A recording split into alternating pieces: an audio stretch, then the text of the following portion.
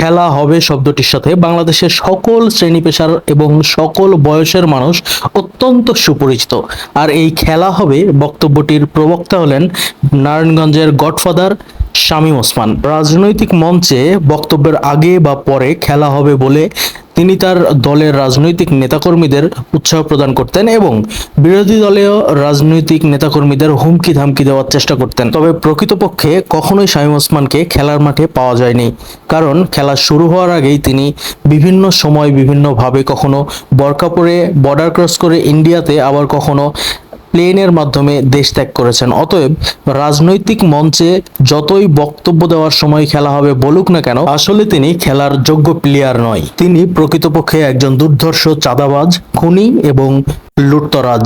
রাজনীতির মঞ্চে বড় বড় কথা বললেও তিনি আসলে একজন দেশবিরোধী এবং দেশের অর্থ বিদেশে পাচারকারীদের মধ্যে অন্যতম ছিলেন। শামীম ওসমানকে এক কথায় নারায়ণগঞ্জের ত্রাস, সন্ত্রাস বা গডফাদার বললে দেশের যে কেউ চেনে। তৎকালীন সময় নারায়ণগঞ্জের আলোচিত 7 মার্ডারের সাথে সম্পৃক্ত থাকার কথাও তৎকালীন সময়ে নিউজ মিডিয়াতে এসেছিল। 2024 সালে ছাত্র অভ্যুত্থানের মাধ্যমে বাংলাদেশের বিজয়ের পর নারায়ণগঞ্জের সাধারণ ছাত্র, সাধারণ জনগণ এবং প্রশাসন খুঁজেছিল রাজনৈতিক খেলার জন্য। তবে খেলা হবে বক্তৃতা দেয়া শামীম ওসমান সেই সময় দেশ ত্যাগ করেছেন বলে জানা যায়। এরা মূলত বাংলাদেশ শাসন করে বিদেশে অঢেল সম্পত্তির মালিক হন এবং সপরিবারে দেশের বাইরে বসবাস করেন।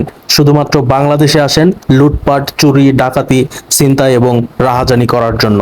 তবে বাংলাদেশের মানুষ এখন অনেক বেশি সচেতন হয়েছে এবং 2024 সালে একটি গণ অভ্যুত্থানের মাধ্যমে আওয়ামী লীগ সরকারের পতন হয়, আর সেই সাথে পতন হয় নারায়ণগঞ্জের ত্রাস, সন্ত্রাস শামীম ওসমান পরিবারেরও। শামীম ওসমান মাঝে মাঝে রাজনৈতিক মঞ্চে বিরোধী দলীয় রাজনৈতিক নেতাকর্মীদের সাথে সাথে বিভিন্ন ধর্মীয় নেতাদেরও হুমকি দিতেন। তবে তিনি মিডিয়াতে ফলাও করে প্রচার করতেন তিনি নাকি প্রতি রাতে 70 রাকাত তাহাজ্জুদের নামাজ পড়তেন। এগুলো যে সবই তার রাজনৈতিক অপকৌশল ছিল তা জনগণ পরিষ্কারভাবে বুঝে ফেলেছে এবং 2024 সালে ঘৃণা ভরে প্রত্যাখ্যান করেছে।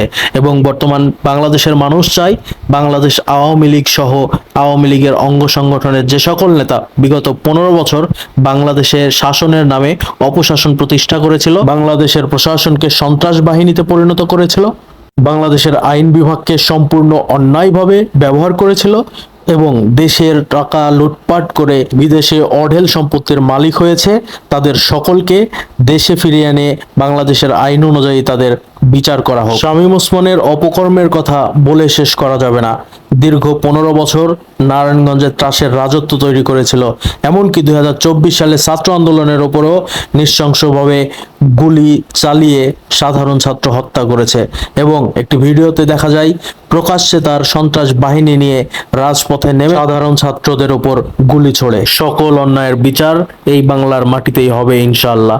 যদি শামীম ওসমান সৎ মানুষ হয়ে থাকতো তাহলে অবশ্যই এই অভ্যুত্থানের পরে দেশ ত্যাগ করতো না, সপরিবারে দেশ ত্যাগ করে আগুনে ঘি ঢেলেছেন। মানে তিনি যে একজন প্রকৃতপক্ষেই সন্ত্রাসী এটারই প্রমাণ দিয়েছেন। বিগত 15 বছরে বাংলাদেশের যে সকল রাজনৈতিক নেতা বাংলাদেশের রাজনৈতিক কালচার নষ্ট করেছেন তার মধ্যে শামীম ওসমান অন্যতম। শামীম ওসমান মূলত প্রতিহিংসার রাজনীতিতে বিশ্বাসী ছিলেন।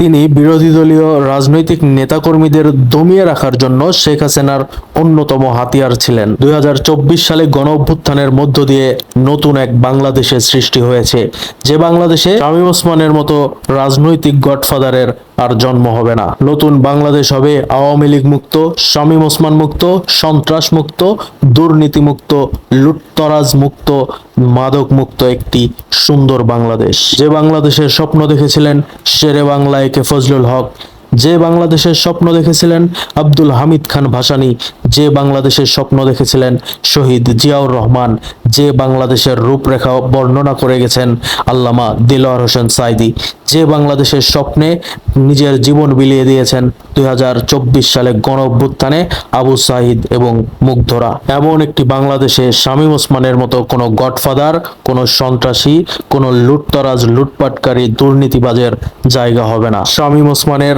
অন্যায়ের কথা শুনতে হলে আপনাকে অবশ্যই নারায়ণগঞ্জের মানুষের কাছে শুনতে হবে, কারণ নারায়ণগঞ্জের প্রতিটা মানুষ ছিল নির্যাতিত, নিষ্পেষিত, অত্যাচারিত এই গডফাদার শামীম ওসমানের হাতে।